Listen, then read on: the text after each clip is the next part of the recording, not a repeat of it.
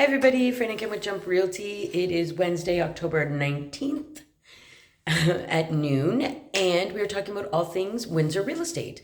So first of all, I want to expand a little bit about what we talked about last week with why the market won't crash. So millennials, boomers. So let's look at the macro picture. There are lots of boomers with houses. They are holding on to their houses a little bit longer than normal or than usual. And because, boomers are a little bit more hip now. And I can say that because I'm headed that direction. And then at the opposite end, we have these millennials who are coming into this transfer of wealth or they're first time buyers and they still believe in the market and wanting to own a home.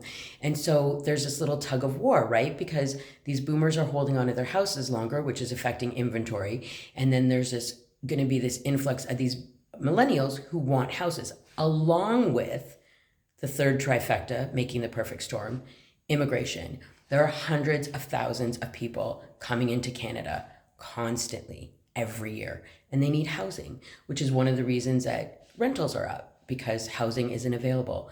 So despite what's happening on the micro level right now, overall, the market will grow because first-time buyers want houses, and boomers have them, and they're not giving them up. So we have a little bit of a crisis. I hate using that word. Let's call it tension. There's a little tension between that, which will cause prices to go up, which means growth in the market over time. That is the macro perspective. The micro is right now we are in a soft recession. Let's face it, we're in a soft recession and we're going to see where we land. That's not necessarily a bad thing. It's part of a natural, healthy business cycle, right? What goes up must come down. And things were artificially propped up during the pandemic to keep the economy moving while everybody was held in place. And so all those interest rates, low, all that cheap debt was really not normal. And so this is what is normal. I mean, granted, we all like cheap things, right? But you know the old adage, you can have things three ways: cheap, fast, and good. But you can only have two of those at a time. So if you have it cheap and fast, then it's not going to be good. If you have it good and fast, it's not going to be cheap, right? And that's what the pandemic was about. Now we're coming out of that and we're normalizing, and in a whole bunch of ways. We won't even get into supply chains and inflation and all that and how corporates propping up their profits, but whatever. I have a whole opinion on Loblaws and this price freeze. Why don't they freeze it back to 2019, right? But anyways, I digress. So those interest rates were not really real, right? That was propped up and created to keep things moving. So now we're in a more normal stage, and that's why we have this little dip as things get normalized, and here we are. So is there going to be more of a dip? Can you time the market? I mean, if I could, I'd buy a lotto ticket. I think you have to do what's best for you at the time. I have a first-time home buyer client right now, and we've been discussing this at length, is, when do you buy? And the answer is you buy when you find the right house. Because when it comes to interest rates, as they say, I'm full of cliches today, you date the rate and marry the house.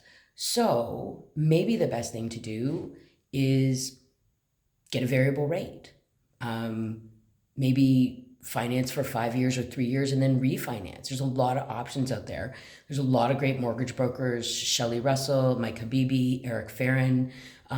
They would be the people to talk to about the best mortgage for you and your situation, because every situation is individual, right? Like, your finances are not your neighbor's finances. What your neighbor got as a rate, what your sister-in-law got as a rate, is not necessarily your financial situation. And so we've talked about that at length here, about paying down your debt and having good savings, making sure you have over 5% saved so your interest rates are better, your insurance rates are better. Again, that is something you should talk to mortgage people about. I know my lane. So if you need some names, let me know. Shelley Russell put out a great email the other day about the rates in February and the rates in October and comparing them, and how actually right now your monthly payment can be less. If you're interested in that, let me know. I'll forward you the email. So yeah, think about what your situation is. Think about what you want your situation to be in, and plan that way, because you can't really time the market. And we know that come spring, it's going to be busier. Rates might go up a little bit, might go down. We'll see what happens on October 26th. But the busyness of the spring market will naturally buoy things. So now is a great time to buy. And I really think that in 2-3 years, people will be kicking themselves that they didn't buy during this dip, right? So remember, you sell high and buy low. Market's down over 15% right now, almost 15%. Now's the time to buy.